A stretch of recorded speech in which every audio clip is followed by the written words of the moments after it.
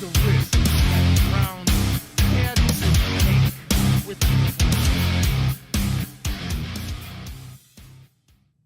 I love you, Cleveland.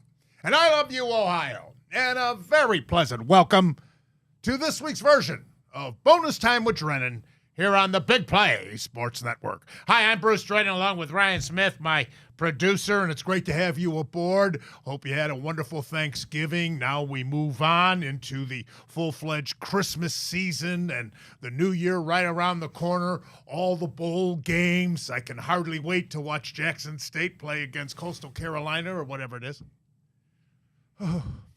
And also the NFL season winding down. We've got a lot of baseball for you today.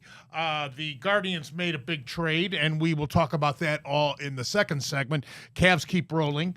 Not the last game, but still in command, obviously, in the Eastern Conference. Ryan, how you doing, partner? I'm doing well, Bruce. I'm excited for today's show. You know, I thought it was going to be majority football, and it still could be, but a lot of news just happening pretty recently in the baseball world as winter meetings are being held on, so I'm excited to talk about it with you today. Yeah, I'm looking forward to it as well. So let's get to the first things first. We're going to cover the Browns, NFL, and college ball here in the first segment. So since we've been with you, the Browns were defeated by the Pittsburgh Steelers 27-14, and now we are 3-10. And, you know, I can't get over how our colleagues on radio and television, especially radio, are all upset and going crazy. Why get your blood pressure up? It is what it is. The Browns stink. The season's been over for weeks and weeks and weeks. The question is, where do we go from here? What do we do now? What does the front office decide to do about Watson? That's the question. Do you realize? Here's one. Try this on for size. The Cleveland Browns have now solidified 22 losing seasons out of 26 since returning as an expansion franchise in 1999. How's that grab you?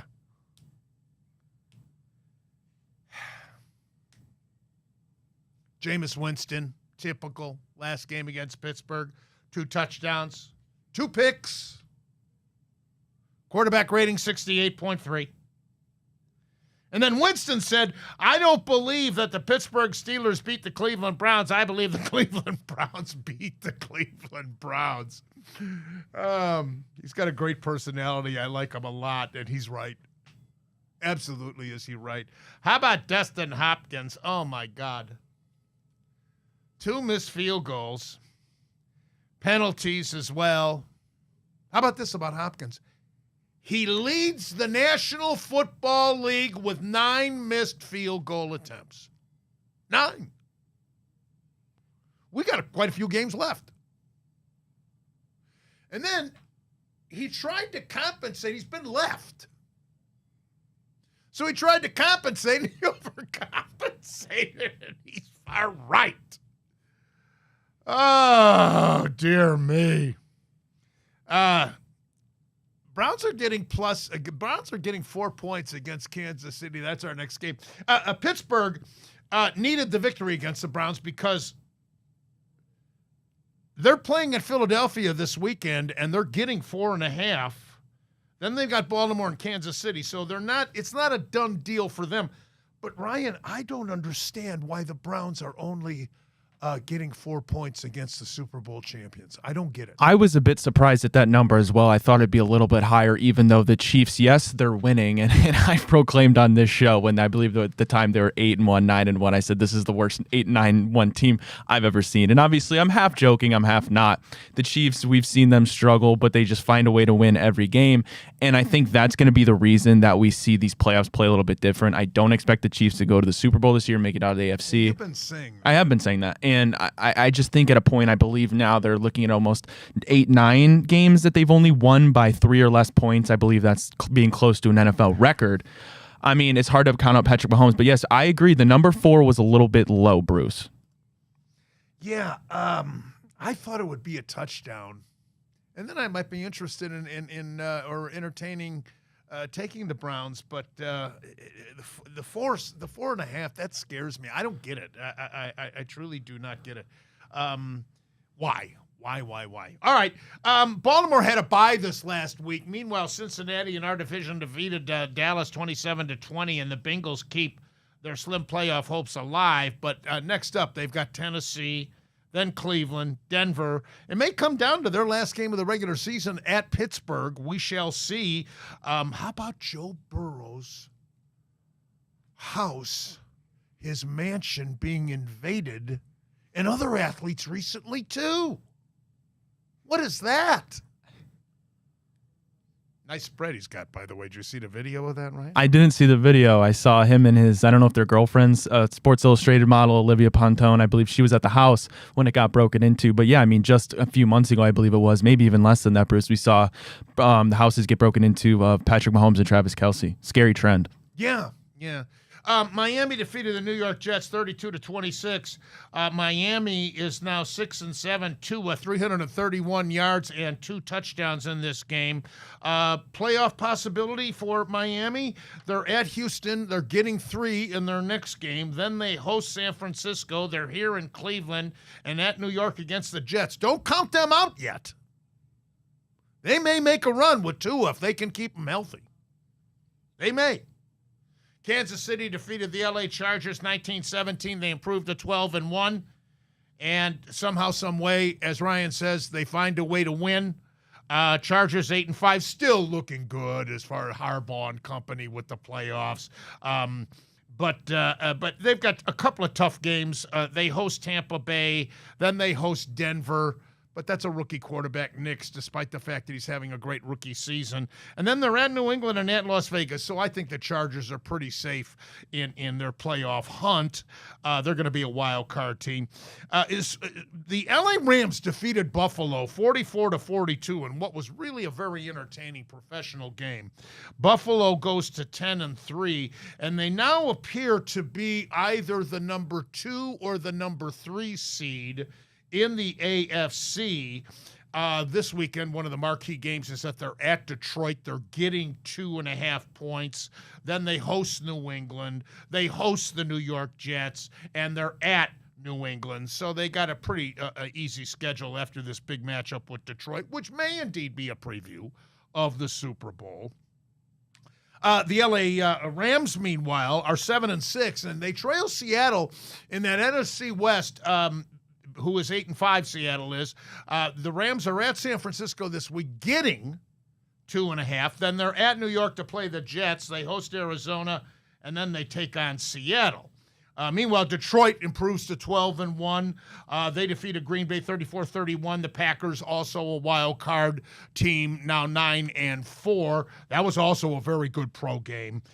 Minnesota defeated Atlanta 42-21. Close all the way. Atlanta actually had the lead.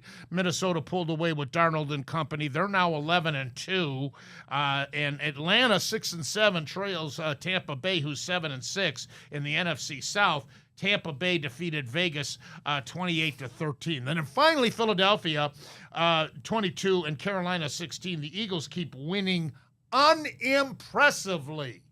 And Ryan was talking about Kansas City finding ways to win. I emphasize Philadelphia is a carbon copy in the NFC. I mean, they have been very unimpressive in their victories, and Hurts hasn't exactly been setting the world on fire. Yeah, no, the Eagles are another team that they have their formula, and their formula is exactly Saquon Barkley. They go as he goes. I believe they rank 30th or worse in basically most passing stats, attempts, yards per game.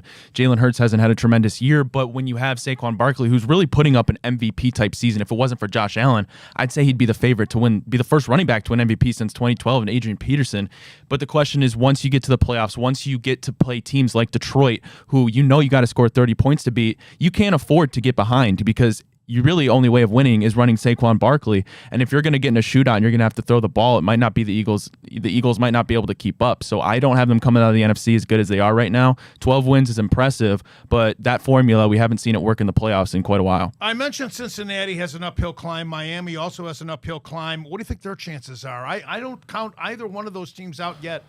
Miami, and who's the other team we're talking Cincinnati. about? Yeah, Cincinnati probably going to have to win out. Even then, I think they need a little bit of help. But the thing is, their defense is just so bad. And I know, and you know this best, defenses don't win championships, but still you need to have playmakers on that side of the ball. I mean, allowing Pittsburgh to score that many points, Pittsburgh's not an offensive team. No. And then Miami, on the other hand, I think maybe can afford one more loss. It's great that Tua is back, but I don't really think Mike McDaniel's the man for the job there, as good as he is on offense. I understand. And Tua's been back, and he's been good in getting wins, but I'm not trusting Tua in a playoff game or even getting to the playoffs when he's never been there in his career. What do you think of the Rams?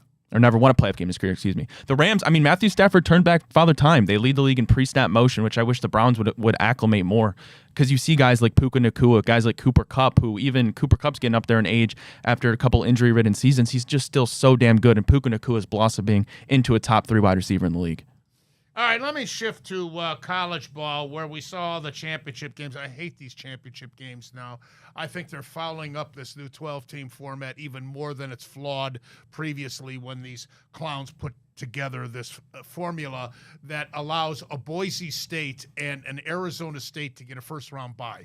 Now, are they the third and fourth best teams in the country? Give me a break. The Big 12 championship saw Arizona State defeat Iowa State. This was a lopsided one-way affair, 45-19. I'll tell you one thing, though. This Arizona State running back, Shadaboo, is that his name? Scadaboo, I believe. Scadaboo? 170 yards? Only 16 carries. They can't tackle him. Welcome to Big 12 football. Plug, a short little fire. They can't tackle him. And I'll tell you what, that quarterback Levitt's good too. They're not going to be an easy out. And yet they get a first-round bye. I don't think they deserve it, but they get it. SEC, Georgia defeated Texas again. Had to go to OT, 22-19. Beck got hurt. And then Ewers had 358 yards. And the Horns now have lost twice to the Dogs. Will there be a game 3? Again, the flaws of this format. ACC Championship, Clemson 31, SMU 31. Clemson had this game. Now there's another team. 3 losses from Clemson. And they're in the 12-team playoff. 3 losses. And ranked behind SMU, who they just beat. Yeah. Yeah, how about that?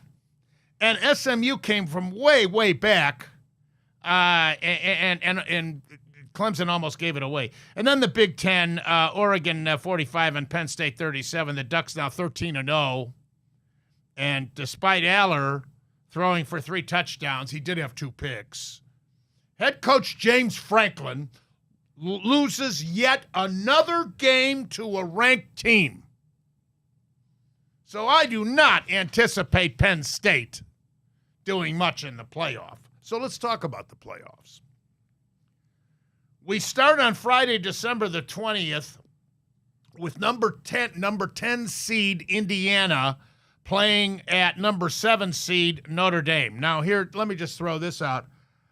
How do you justify saying that Boise State, granted they only lost to Oregon by 3 points? It was very early in the season. But who else have they played? How do you justify saying that Notre Dame is the 7th seed and Boise State and Arizona State are 3 and 4? Because they win their conference championships, which are weak conferences, especially in the case of Boise State. This is going to be and by the way, Notre Dame's a 7.5-point favorite in South Bend. This is going to be the 26th meeting between Indiana and Notre Dame, but they have only met once in 1991 since 1958. Wow. So you got the 2 Indiana schools. The winner will face number 2 seed Georgia. Now, Saturday at noon, the 11th seed SMU will play, and there was controversy of that. Some people thought that Alabama should get in with 3 losses. They're going to play at Happy Valley against Penn State, number 6. Now, if Franklin loses that game, Ryan, at home, they're going to want his head. Winner will face number 3, Boise State. So you could have SMU and Boise State playing in the semifinals. And this is one of the biggest issues of this college football format that we're seeing is Penn State loses to Oregon, so they don't get a bye. I understand that. Obviously, the bye is super great. But then Penn State now to get to the semifinals, they just have to beat SMU, and then they go play Boise State, probably the worst team that got the bye. Now you're penalizing Oregon, who has to have a tougher opponent in Ohio State or Tennessee, and then most likely Texas. It makes no sense. I understand how they organized it, but just there is a plethora of flaws that are just magnified. Excellent point. Saturday at 4 o'clock, Clemson, number 12 seed at number 5, Texas and Austin. By the way, Penn State's an 8.5-point favorite over SMU. I wouldn't give those points if I were dickering. Texas is an 11-point favorite over Clemson. First ever meeting between these two schools. The winner will face Arizona State. And then on Saturday night at 8 o'clock, it'll be number 9 Tennessee visiting Columbus and number 8 Ohio State. The Buckeyes are a 7.5-point favorite. The winner will face Oregon, as Ryan just said. But here's one for you. Ohio State is 4-8 straight up and 3-9 against the spread in their final 2 games of the regular season under Ryan Day. Hello. So your thoughts? All I'm going to say is this is the time for Ryan Day to either prove he's the right coach or not. I mean, you talk about an absolute gauntlet, right? You got to play Tennessee. If you beat that, you got to play Oregon. If you beat that, you likely have to play Texas. And then you go to the championship, you're not going to have a slug opponent, right? This is going to be the time to prove it. And you're at home. You're in Columbus. It's a night game. You're facing a freshman quarterback in Nico. I believe it's pronounced Iamaleava. That's a really hard pronunciation. I could do DJ Ungalele, but I can't do that one. But, I mean, I expect them to win. They have absolutely no reason to lose this game, Bruce. But I sat here and I said the exact same thing about Michigan.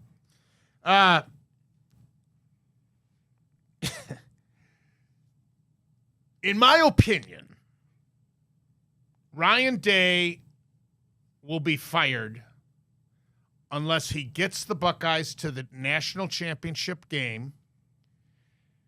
If he wins it, he's safe, obviously. I also think he can survive if he gets there and Ohio State plays well. Now, if they get blown out, that changes the scenario. Do you agree with that? I do agree with that. And it's very, I mean, listen, the way I look at this bracket, right, you're talking about in just a month span of having to face those 4 teams potentially. I'm not going to pick the Buckeyes to even win 3 of those. So I don't expect that to happen. Unfortunately for Ryan Day, you never want to see somebody lose their job, but I expect they're going to move on from him. And their AD can say they stick behind him all they want. But at the end of the day, Ohio State has a standard, right? You have a $25 million roster. These NIL funders and boosters, they're only going to put up for it so long. And that's not me saying that there's somebody that's going to be better than Ryan Day at what he's doing out there available right now. But at some point, you got to understand the standard there. And I assume they're going to make a change. We shall see. By the way, programming notes will be with you, of course, next week in our normal time slot here on Big Play with Bonus Time with Drennan. And then we will not be doing a show on Christmas Day. We record the show on Wednesday. Christmas falls on a Wednesday, as you know, so we will not do the show on Christmas Day. We'll remind you again next week. But we will do a show on New Year's Day. Just too many important games to discuss that had been played and are about to be played on New Year's Day. So we will do a show on that day. How about the other bowl games? Are you excited to watch all those other bowl games? How about that? This Saturday kicks off with the Celebration Bowl between Jacksonville State and South Carolina State. How about the Duke's Mayo Bowl, Bruce? Are you excited for that one? How about Georgia Southern and Sam Houston? Western Kentucky, James Madison, Boca Raton Bowl. Even notable past powers like Oklahoma and Navy. Michigan, Alabama. But let me ask you this. If you're a young single man, are you going to break a date with a hot young woman because you've got to see Baylor play against LSU? or Minnesota and Virginia Tech. And you know, there's some no-lifes in our society, Ryan, sadly, that would, first of all, if they're that stupid, how would any sane, young, single, attractive young woman give them the time of day unless she's got a couple of screws loose, too? Just because she's attractive doesn't mean that she's all there. Who cares? But I'll tell you what we do care about. Those winter meetings going on. And all the money that Soto got, almost as much as Ryan makes. That's next on Bonus Time with Drennan here on the Big Play Sports Network. I love you, Menor Nissan. Hi, Bruce Drennan here for my good friends at Menor Nissan, Ray Minchak and his entire staff out there. Absolutely adore my two Nissan Rogues. Used to have a Murano. That Murano was fantastic. Looking forward to taking my Rogue down to Florida. Got the overhead because the rack's on top. I had that inserted in this last Rogue that I got. Check out the all-new 2025 Murano. The all-new 2025 Nissan Kicks. They're talking a lot about that vehicle, that's for sure. Also, Nissan sedans, crossovers, SUVs, trucks, electric. They got it all. Get on out to the dealership and test drive. They encourage you to come on out and test drive any of the great vehicles. But the Nissan Rogue has the intelligent forward collision warning. It's great. If you're looking somewhere else or dozing off, or if you're stupid enough to be doing that thing on your phone, it's got that warning for you to get alert and be aware. And, of course, you'll find a third-generation family-owned and operated company in Menor Nissan, focusing on the high level of customer care and service and a pillar in the local community. Visit MenorNissan.com. That's MenorNissan.com. Obviously, I strongly recommend Menor Nissan. MenorNissan.com. Love you, Menor Nissan. So great to have you with us. Bonus Time with Drennan here on the Big Play Sports Network. Want to get Cavs out of the way. Sunday, tough loss to Miami, 122-113. Mobley got hurt in this game. His left ankle, he sprained it, and as a result, he couldn't answer. He only played 12 minutes in the game, couldn't play in the second half. Allen did not pick up the slack, only had 6 points, and Mitchell, likewise, only 12. The Cavaliers are 6-4 since the 15-0 start. Next game is Friday against Washington. Despite all that, Ryan, I'm not worried. No, not worried one bit. And honestly glad that they're getting this long break. I think it's much needed. I mean, the amount of games that they played in that stretch, I mean, they were the first team to get to like 20 games. And I think at that point, the last team only played like 17. It's been ridiculously long for them in this opening stretch. I'm glad they get a rest. And if there's any benefit of missing out on the NBA Cup, it is that you get this rest. So I think it's a blessing in disguise, really. Yeah, and so let's switch to baseball, Hot Stove League chit-chat. And the winter meetings going on. I, for one, am very, very, very pleased that the Guardians have signed Shane Bieber. We actually predicted it here on the show. I recommended that they try to work out a franchise-friendly deal with him, even though he won't be available probably until the All-Star break. But so what? Garrett Cole wasn't available to the Yankees this past season until the All-Star break. And then he was tremendous helping them down the stretch. They were in a tough race with Baltimore, you'll recall. So if that's the case with us, especially because there's some concern about the starting rotation, I like this signing very much. Oh, I love it, Bruce. I think it was much needed. I mean, you talk about number one priorities. Everyone loves the bats. I get it. But you need starting pitching. That was your one downfall. Well, there were a couple, but your main downfall when you're playing the Yankees, Shane Bieber, getting him back on a club-friendly deal and a good deal for him based on where he's coming off an injury. Tremendous job by the Guardians front office on this one. He's got a player option for the following year. All right, we made two trades. From Toronto, we get infielder Spencer Horwitz and outfielder Nick Mitchell in exchange for Andres Gimenez and right-handed pitcher Nick Sandlin. And then we turned around from Pittsburgh. The Guardians get right-handed pitcher Luis Ortiz, left-hand pitcher Michael Kennedy and left-handed pitcher Josh Hartle in exchange for Spencer Horwitz, who we got from Toronto. Now, I was surprised by this deal. I really was caught off guard by the Gimenez deal, but, he had just gotten a 7-year, $106 million extension. And since that fabulous season that he had a few years ago when he hit 290, he's been a 250 hitter. Yes, he's a Gold Glove second baseman. He's tremendous defensively. But keep this in mind. The Guardians had the number 1 overall pick in the draft. They took this kid, Travis Bazzano. Everybody says he's going to be a big star. Who knows? You never know with kids. But he doesn't figure to play this year in 25, the upcoming season in 25, but we might see him after the All-Star break. I would not be astonished if this kid is as good as everybody says he is. Yeah, he's a second baseman, by the way. Go ahead. Yes, I would be surprised if he was on the club at any point in this time on next season. Honestly, based on what I'm hearing from Juan Brito, they really like you could platoon Schneemann and Freeman at second base whether you need. But I agree with you, Bruce. I mean, I think. Well, actually, I don't know if you like the trade or not. We haven't really talked about that yet, but so I'll let you go ahead. I'm interested. Yeah, well, Rocchio is going to be the shortstop. You got Arias still around, but I think Juan Brito is destined to be the new second baseman. He's 23 years old. At AAA Columbus last year, he hit 256. Nothing to brag about. That's what Gimenez was hitting in the majors. But Brito had 21 home runs and 84 RBIs. He had 40 doubles and 13 stolen bases. So I think Brito's the guy. Schneemann can play a little bit of second base. He had 6 games there, 3 as a starter. And don't forget Tyler Freeman. He had 6 games, 2 as a starter. 2023, 17 games at second base and 14 as a starter. The key to this deal was Ortiz. 6'3", 235, 3.32 ERA, 1.11 whip. That's walks and hits versus innings pitched.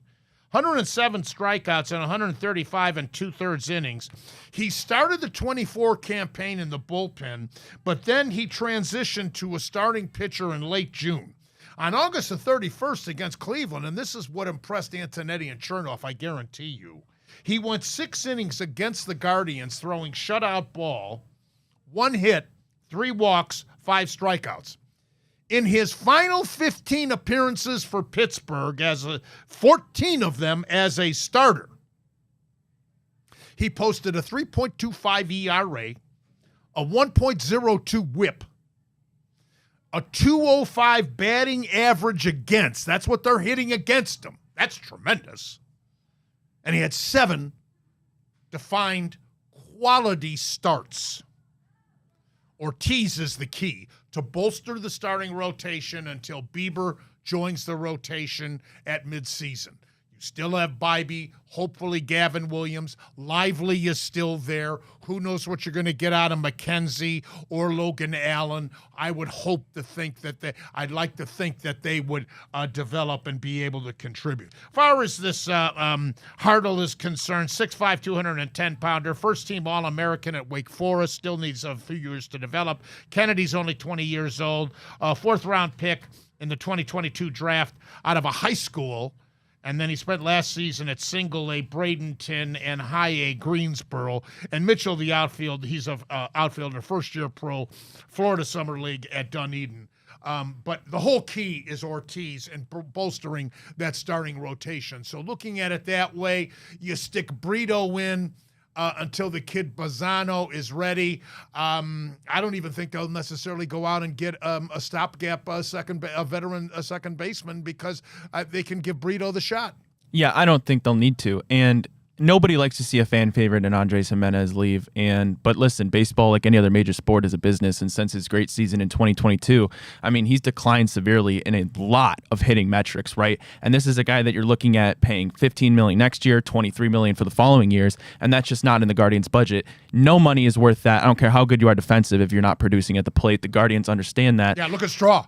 Exactly. They were able to, and what they do with this money now, that's to be seen. I would imagine they'd spend more in house, whether that's a Quan extension or you're looking at something else, maybe a Tanner Bybee extension. But getting Ortiz was that key piece, Bruce, because when you're looking at how to mend that gap until you get Shane Bieber back, hopefully he looks back to normal. Did that mid-July, June mark. The only real pitcher that I'd feel great about is Tanner Bybee. Ben Lively coming back probably. We'll see what he can do. And Gavin Williams hopefully will be great. Just get the game to the 5th, 6th inning. But what you needed was starting pitching. That's exactly what the Guardians did, and they were able to get some of that money off their salary for a guy who wasn't producing. And Sandlin had lost a lot of his luster too. And the Guardians are so loaded with relievers. It's incredible. That's why there's been some rumors about Clase. I don't think he's going anywhere, but that's why there's been rumors, because they're so loaded with relief pitchers. So losing Sandlin, no loss there. All right, Juan Soto. 15-year, $765 million contract with the Mets and that Cohen character. The Yankees had a chance to match it or eclipse it, and they refused to do so. I don't know how close Boston was. But Soto, who's an unbelievable talent, let's face it, and he's also on my fantasy team. So needless to say, I'm going to protect him. I don't care how much play money it costs me. I shouldn't say that. My commissioner's probably listening. He'll probably bump it now. Shohei Ohtani signed a 10-year, $700 million. Aaron Judge, 9 years, $360. Bryce Harper was 13 years, $330. Corey Seager of Texas, 10 years, $325. Yamamoto with the Dodgers last year, 12 years, $325. Garrett Cole, 9 years, $324 with the Yanks. Machado, 10 years, $300 million. Trey Turner, Philadelphia, 11 years, $300 million. Xander Bogaerts, San Diego, 11 years, $280 million. This is the top contract ever in baseball and sports, for that matter. I mean, it's unbelievable. It's just unbelievable. But how about this, Bruce? But you know what? How do you not love Soto? I can't do it here because of the set, but picture me I'm going to try to do it as best I can. Picture me, when he gets, you're the pitcher. I'm looking right into the K. You're the pitcher. When he gets in the batter's box, he's left-handed, of course, and he'll start digging with his right and holding the bat like this, and he'll be looking at that pitcher like that. And he'll go like this to the umpire, let him get in there, get set, and then, I mean, he's so intimidating. Well, we know he was never coming to the Guardians, so at least he's out of the American League, Bruce. But how about this, Bruce, the math? Juan Soto will earn about $320,000 per game. He'll earn about $89,000 per bat. And I believe he'll make $1, like 50, I think it is, every single second. Wouldn't that be nice? One can dream. Well, another signing was Max Fried of the Yankees, that's a very nice pickup for the Yankees. Fried, formerly of Atlanta, signed an 8-year, $218 million contract. He'll now that's a great 1-2 punch with Garrett Cole and Fried now. Fried is not an overpowering lefty, but I think he's as good a left-handed pitcher as there is in the majors, and he's sort of like a left-handed Bieber. He doesn't overpower you with his fastball, but he's sneaky fast when he has control of his other pitches. He's a very effective major leaguer, and he had an off year last year. He had some injuries, but this is a good pickup for New York, no question about it. Corbin Burns is still out there. Bregman's still out there, the third baseman. Anthony Santander is still out there from Baltimore. Pete Alonso is still out there. Christian Walker. I wouldn't be surprised, with Rizzo being old now, if the Yankees' next move isn't to go after Christian Walker, especially in Yankee Stadium with that short porch in left. That wouldn't surprise me at all. And the Hall of Fame. The Classic Era Committee has voted Richie Allen and Dave Parker in. Parker, of course, two-time batting champion, two-time World Series champion with Pittsburgh in 79, Oakland in 89. That was the Earthquake World Series. 7-time All-Star, National League MVP in 79, 339 home runs, 2,712 hits, 526 doubles, and just shy of 1,500 RBIs. And then there's Richie Allen, as Harry Carey used to describe. Says, call me Dick Allen. And Harry'd say, when I was doing the Cardinals games, he was Richie Allen, and now he's with the White Sox. I'm still going to call him Richie Allen. They didn't like each other. Although Carey went insane with Allen having such a great stint with the White Sox back then. 1964, he hit 292. He had a 292 batting average, 35 home runs. He had 1,848 hits in his career, 351 home runs, 894 walks, 3,000 total bases, 133 stolen bases. A lot of people didn't realize how fast Allen was. Rookie of the Year in 64, 7-time All-Star, 1972 American League MVP with the Chicago White Sox, deservingly. They get into the Hall. Allen has since passed, but I know his family's very happy. And speaking of greats who have passed, we got news the other day that Rocky Colavito has died, 91-year-old crowd favorite with the Cleveland Indians. 8 years he played with the Indians. He had 190 home runs, ranks 12th in the all-time franchise list for the Tribe, 574 RBIs, 851 hits. Rocky had, right fielder had a rocket gun arm from right. He signed with Cleveland as a 17-year-old kid. 1958, he finished third in the American League MVP voting with a 303 batting average, 41 home runs, and a major league leading .620 slugging percentage. In 1960, he was traded to Detroit for Harvey Keene.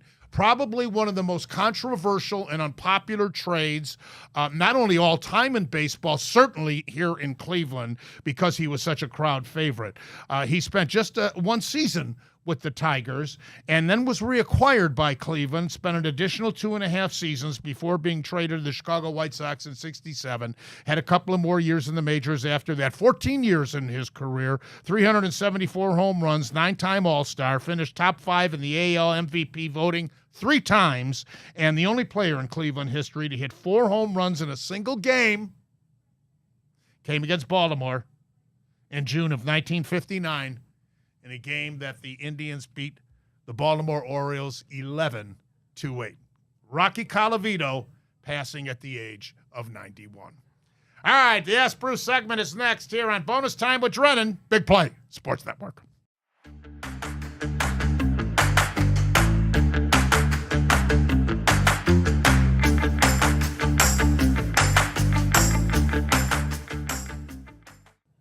Always look forward here to the Ask Bruce segment.